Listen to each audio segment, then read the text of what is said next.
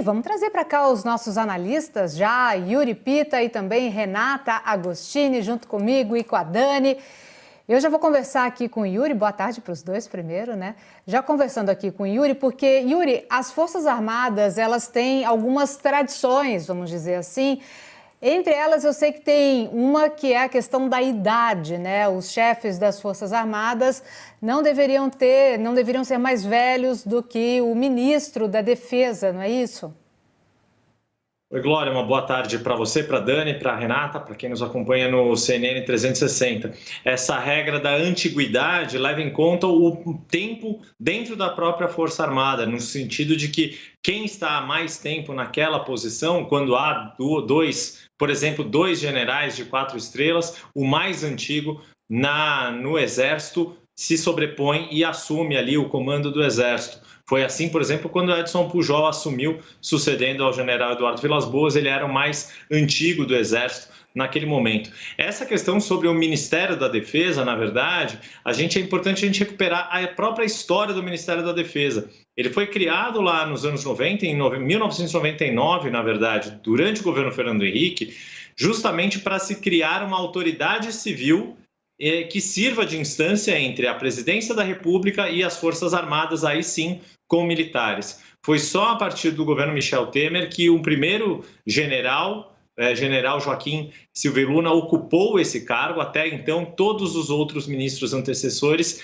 eram civis, das mais diferentes trajetórias, não só políticos, como Raul Jungmann, que foi primeiro-ministro da Defesa de Michel Temer, como Jacques Wagner e Celso Amorim, que também têm ligação ali, foram no governo Dilma, ou mesmo o vice-presidente José Alencar no governo Lula. Então, há uma gama ali de civis que ocuparam essa função no Ministério da Defesa. A partir dessa quebra, quando se passou a ter um militar, e desde então a gente viu três oficiais militares, contando já o general Braga Neto, o antecessor dele, o general Fernando Azevedo e Silva. E daí essa questão que se coloca agora na escolha dos novos comandantes e principalmente na questão do Exército, porque Braga Neto não era o mais antigo ali dentro do Exército desde que ele saiu para ir para a reserva e depois assumir os cargos que ocupou no governo Jair Bolsonaro.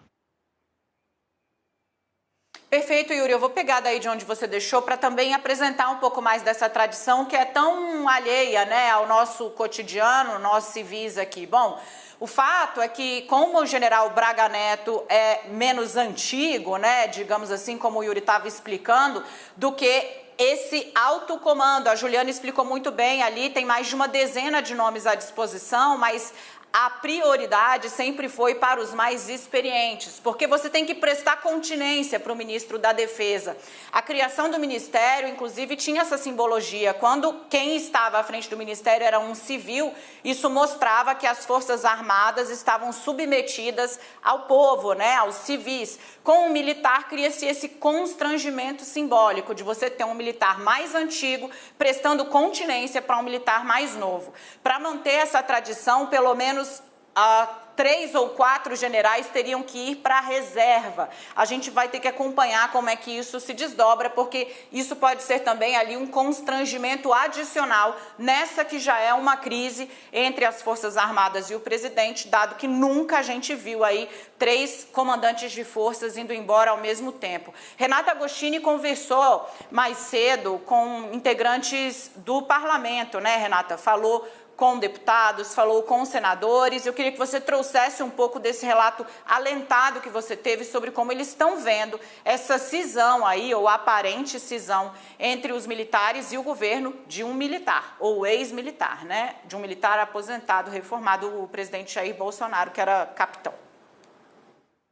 Boa tarde, Dani, Glória, Yuri, boa tarde a todos. Esse pulso para a gente é muito importante, porque já trouxe até a quente ontem como o Supremo Tribunal Federal estava vendo. Daniela trouxe relatos riquíssimos já no calor daquelas mudanças, e um dia depois é o momento em que as principais lideranças do Congresso começam a medir, então, os próximos dias à luz dessas alterações.